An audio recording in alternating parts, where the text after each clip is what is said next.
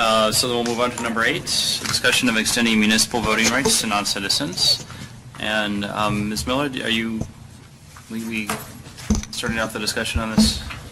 Well, staff provided information that would be necessary if council wants to move in this direction. If you have any questions on what we've provided, we can discuss, but I think really this is mostly a council discussion about what you're interested in doing, and then we can respond depending on what we hear from you with what it would take. Ms. Nagel, do you want to talk and as the person who brought this before the council? Sure, thank you very much.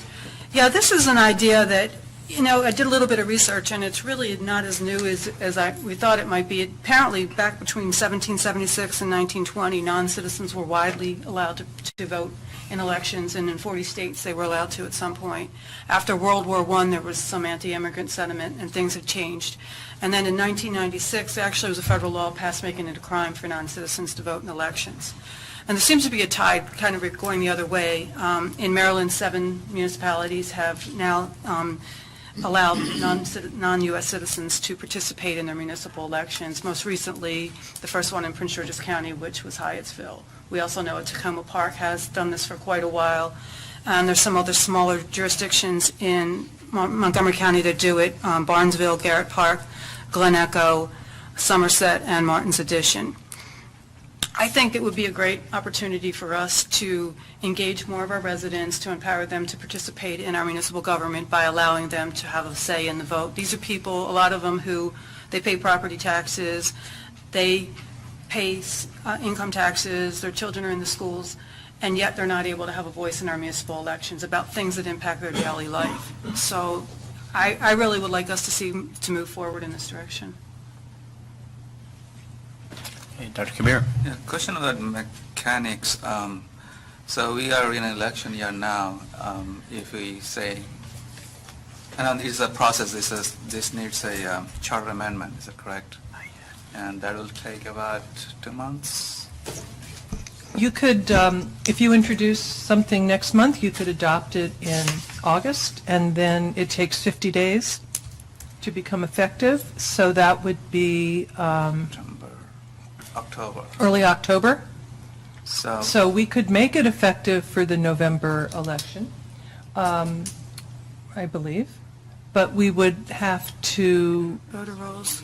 Yeah, it would run into the registration issue, because then we'd have to have a supplemental registration list, and we'd have to talk about when would we close the books for registration.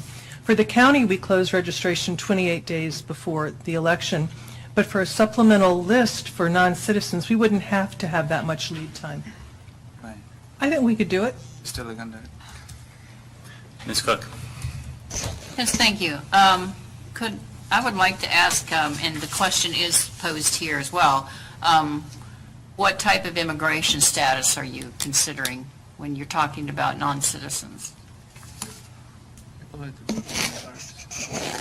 Well, there's a lot of different visas we could consider. There are people who do not have any, or who are undocumented. It depends upon what you're talking about as to whether or not I would vote for this. So we need a definition. Dr. Kabir, do you know what Hyattsville and Tacoma Park do? Hyattsville and Tacoma Park do not ask about immigration status and do not care if the resident is in their city legally or not. If I recall, when we talked about this, and we did bring this up somewhat in 2014, and one of the challenges that was raised, I think, by Mr. Robeson and perhaps by Ms. Miller as well, was the challenge of us getting into the business of determining who does have legal status. So they're of asking for, it would be logistically and administratively simpler for us to just not care. Not care. Right. Mr. Brennan. I think that one thing that I've been thinking about a lot recently is the difference between the words citizen and resident. And I think that for me, I serve the residents of my district. When a neighbor comes up to me and asks me a question or asks for information from the city or for me to bring something up, I don't ask them for their proof of citizenship. And let's be, very real in what people vote on a municipal level. They vote for the city council. They vote for issues of referendum. And many times those are issues that impact those residents directly. As Ms. Nagel said, these are people that are living in our community, who are paying taxes, who are utilizing the services that are already given to them by the city. They're in our schools, they're in our businesses, they're coming into the city council chambers. It makes sense to me that those individuals should be able to come forward and be a part of the decisions we make on a municipal level, be it on public safety or public works or youth and family services. I think that their positions on those issues are relevant because whether we like it or not, they're going to receive the services associated with that, and they should have a say in that. To disallow that and creates a divide. It creates two classes of individuals in the city, and I think this is a important way of bridging a lot of the divide. A lot of the comments that we've been making, over the past year related to diversity and inclusion and being one College Park are directly in conflict with issues that seek to divide us, and whether intentional or not, I think it's becoming very real how excluding residents in our community can create us and them. We should be all of us. There shouldn't be a them. So I think I really appreciate Ms. Nagel's taking the time to go into some of the history here. I think it's very important to acknowledge why this change happened in the first place. And I also want to acknowledge the letter that's in our packet this evening that was written by Ms. Grant and Mr. Larson. I think it is very poignant, and I want to just read what Ms. Hollingsworth said in her testimony as mayor of Hyattsville, which I thought was very poignant. If you're in local government, your role is to serve the residents of your city. You can't be so narrow in your thoughts about who you represent that you completely disregard a group that receives the services and benefits of the work you do. I thought that was a very succinct and great point. And again, thanks to those residents that brought that quote to our attention and took the time to write this letter to the council. Thank you, Mr. Brennan. Ms. Cook. Yes, I understand very fully what she's trying to say here, but I think that we can serve the residents of our city, but that doesn't mean they should have the privilege of voting if they do not have the correct legal documents. Dr. Kabir. Yeah, a procedural question. I understand we can have this debate when we have the final vote. I understand Hyattsville and Tacoma Park don't require residents to prove their citizenship, or rather residency. If we go and ask to prove their residency showing their green card or something, will that be against the law? No, We because can ask it. it's what's required to be able to register. Okay. But when you say residency, I mean, they do have to come and prove that they're a resident of the city. But I think you're using the term differently when you say residency. He means because means they are green card. the residents who are green card holders, they have larger stake in the city, just like people who are citizens, because they have lived here quite a bit, and they will be becoming citizen in fairly soon, probably. I've been through this process, I know that. So it might probably, as a compromise, I say that my colleagues are kind of divided, so it might be a good compromise if we allow only residents with green card holders be allowed instead of undocumented. If that is the word, Ms. Cook was alluding to. Well, they say without documents. Without document, okay. Ms. Nagel? I'd like to thank my council member, Mr. Brennan, for his comments. I agree with everything that he was saying. I have one other procedural thing that I'd like to mention, that this isn't regarding whether we have a supplemental list, or in my mind, I think it would be better if the city had its own separate roles. And I think ultimately that would help us out, and it would solve a lot of other, it'd probably be easier in the long run, harder in the startup.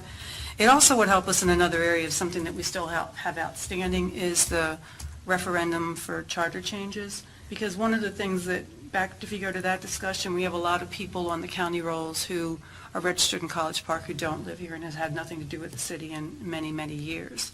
I think if, instead of having two separate roles to administer for voting, if we had one role for all city voters and you registered and you were on the city's rolls, I think that would be a better way to go. And it would allow us also, in my mind, to not have to have residents concerned that they need to have referendums on every charter change, because ultimately if there was something that we did, and most things residents aren't going to have that much concern about, but if the council did something that there was a lot of concern about, they could easily go out and get 20% of the residents who live in the community, because it would only be 20% of the people who really live here. That's why it was impossible previously. So anyway, for a lot of reasons, I think it makes sense for us to maintain our own role. Just for clarification on that, everyone here that's registered now registered through their county, or an awful lot of people. You would not be able to just, I don't think, start your own rolls and say what people who are registered with the county are no longer registered, you have to come back here and register with us. That would not normally be something that we would be able to do. We haven't discussed this before, but I don't think you could. You would have to carry over. Otherwise, if what you're saying is you'd have to re-register to be able to vote in the city, everyone would have to? You wouldn't accept the county registration any further? Right, I know the city used to have a separate, it didn't always do the counties. It did, and everyone that was properly registered moved over. Right. The problem with taking names off the voter rolls, whether the county does it or the city does it, you can have your own way of doing it, but we would have to adopt a way of doing that also. And it would have to have some protections in there for not knocking people off the rolls when they don't intend to be off the rolls. So we could probably have our own rules. The county has their own separate set, which requires a lot of writing to people and getting a response back. But we haven't thought through all of that. And tonight I don't know the answer to the question whether you could actually say, we're cutting it off right here, and if you want to vote in the next election, you have to come and re-register. Right, realistically, it would probably be more of a phase-in thing, because the whole idea is that obviously you wouldn't want people not to have notice and come in to vote and not be able to, but in a period of Right. going through. There's certainly no way that we would do that by this election, but we Certainly. could look at it for a future election. But I have real concerns about having current staff maintaining voter rolls for the entire city. I just, right now, I don't know. I think that's a pretty overwhelming task. So we would really need to look at that from a capacity point of view as well. And I wonder if this is a separate topic and something that we may want to. We can break them apart, but I would like to see that By this happen as election well. Anyway. We can't do that by this election anyway. Right, no, I understand that. Sure. I think it's ambitious to be able to get this in by this election, just the first part, and that would be great, but Well, if you can, I mean, it's awful close, yeah. it is. Well, we really just need the answers to the questions that we've asked. So we need, council needs to give direction on that. So you've tossed around a couple of ideas on number 1, on page 179, about the residency status. Is it green card? Is it, we're not going to ask for any documentation? And then number 2 is that there are other criteria listed on the Maryland State voter application. So would you want our application to have them certify to those as well? And in the cases of Hyattsville and Tacoma Park, they removed the restriction for a convicted felon. So we would need direction on that from you before we could introduce the charter amendment. Right. So that's the issue now is I imagine that some proposal will move forward, but I guess we just need to figure out the details of what's going to be in that proposal that we'll then have a hearing on and vote on. So the first question in terms of the status, I know I've heard some different ideas and maybe a compromise solution. Why don't we settle how you want to move forward on that first, and then we'll talk about the second and third. So, any other thoughts, comments on who, if we move forward with this, who should be able to vote? Do we bring it open, make it open to all residents regardless of status? I think that there's definitely some push for that. Yes. I see a few heads nodding yes, and a few heads shaking, and one head shaking no. Yeah, so one way, if I may, Yeah. can I?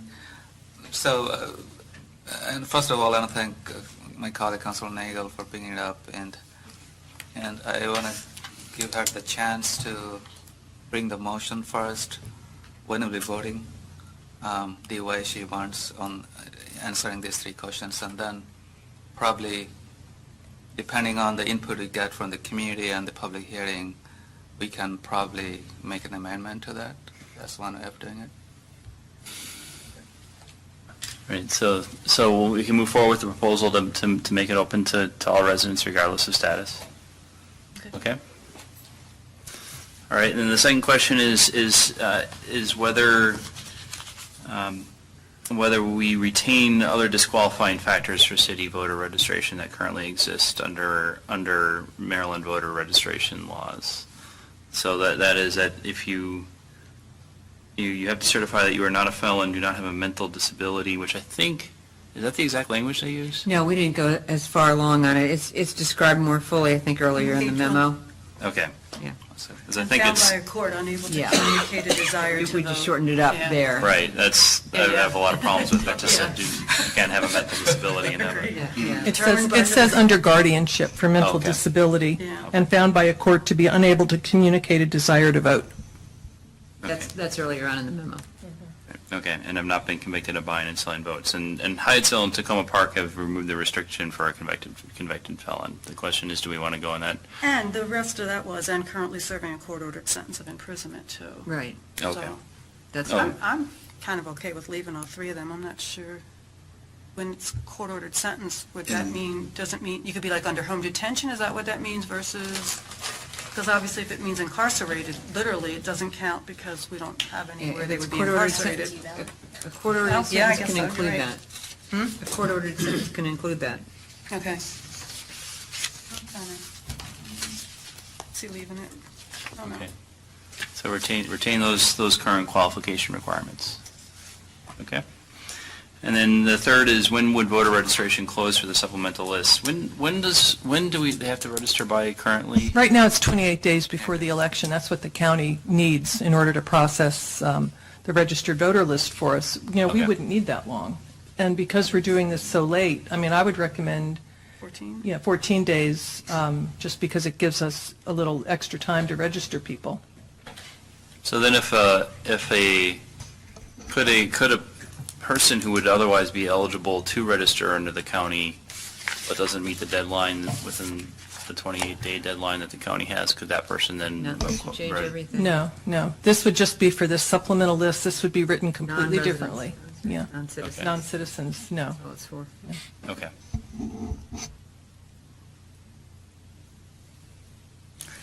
All right. So 14 days? 14 days? 14 days, yes. Okay.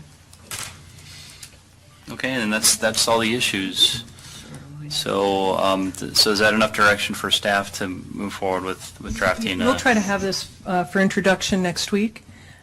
Sooner the better. And Yeah. then the public hearing would be July. We would adopt that night, with or without amendment. And I'll work out the dates, but we'd have it in time for the election. Okay. Okay.